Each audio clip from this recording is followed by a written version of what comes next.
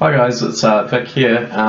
Today I'm going to be talking to you guys about ideal, alveolar and mixed expired gases. This has been largely covered by some of the other sessions you guys have done, so this should be a bit more straightforward than my other ones. So a mixed expired gas.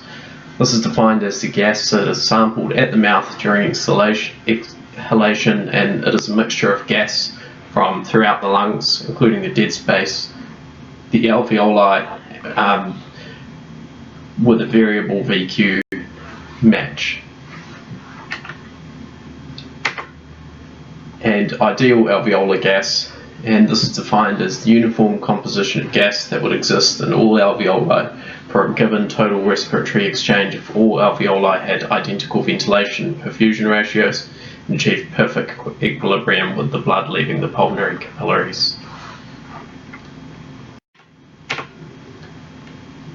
To understand what these gases are about, we have to look at what the gas composition is at various parts of the respiratory cycle. So to start with, in room air, the PO2 is approximately 160 millimeters of mercury, and the PCO2 is almost non-existent. It's about 0.3 millimeters of mercury. These numbers will vary depending which textbook you look at too.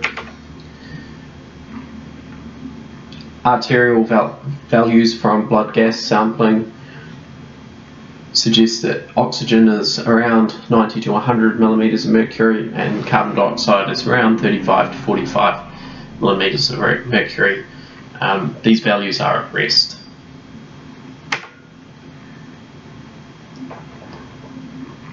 If you take a venous gas, it will show values of PO2 of around 40 millimeters of mercury and PCO2 of 45 millimeters of mercury. Another way to look at this, which will come up in many different parts of respiratory function, is to look at the partial pressure of each gas as you go through the system. So it starts out high for oxygen, 160 in ambient air, down to about 100 in the alveoli. Arterial blood is around 80 to 100. Venous blood is around 40 to 50, and lung capillaries at 20 to 40, which makes sense. Carbon dioxide is much the opposite. It is highest in the cells, 50, venous blood 50 again, arterial blood 40, alveolar air 35, and outside air at 0.3. So this decreases as you go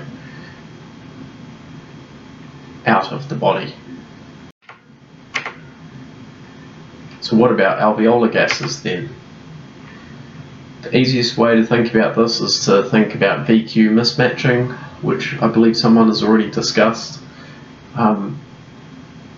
If there is no perfusion, then the VQ match is infinite.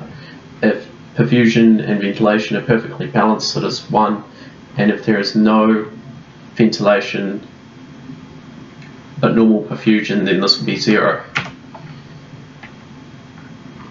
So let's look at what the gas values should be in each scenario. So in a perfectly unperfused lung, an unperfused lung, such as during dead space, no blood leaves this unit, however it is fully ventilated.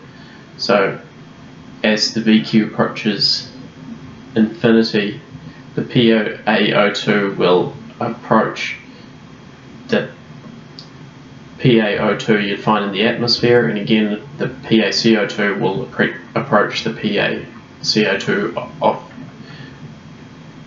the atmospheric room air. In the ideal alveolus, where the VQ match is 1, PaCO2 should equal roughly the same as the pulmonary venous blood. I'll talk about this a bit later. And and in a shunted alveolus with no ventilation, when no fresh gas is delivered to the blood, the VQ will be 0. So the pulmonary venous blood will determine the PaO2 and PaCO2, and this will reflect the PaO2 and PaCO2 off normal venous blood.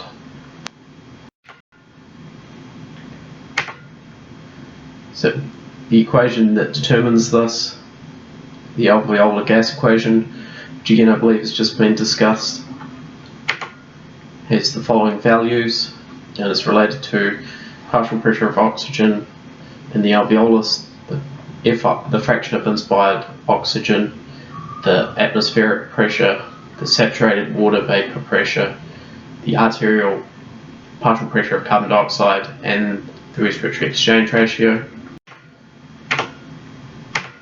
So if you plug these numbers into that equation, you get a PaO2 of around 100 and a PaCO2 of around 40, which is roughly the same as an arterial gas sample. So on to the mixed expired gas then. It's important to note that this is not end-tidal gas, but the concentration of the gas expired during the total tidal breath. This has some significance as we talk about later on. It is quite difficult to calculate, so it's measured from gas analysis. Usually the partial pressure of carbon dioxide is in the low 30s and the oxygen is in the low hundreds. This is as a result of mixture between the alveolar gas, the dead space gas, and some room air gas.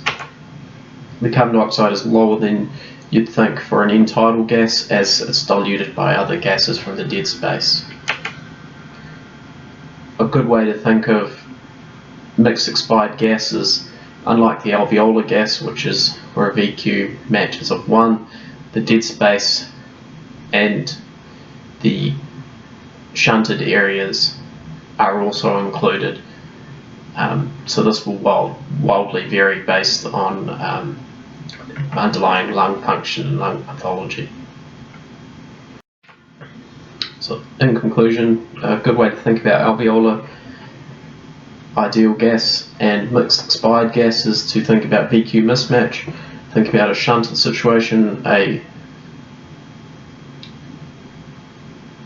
pure ventilation situation, and a VQ mismatch of 1.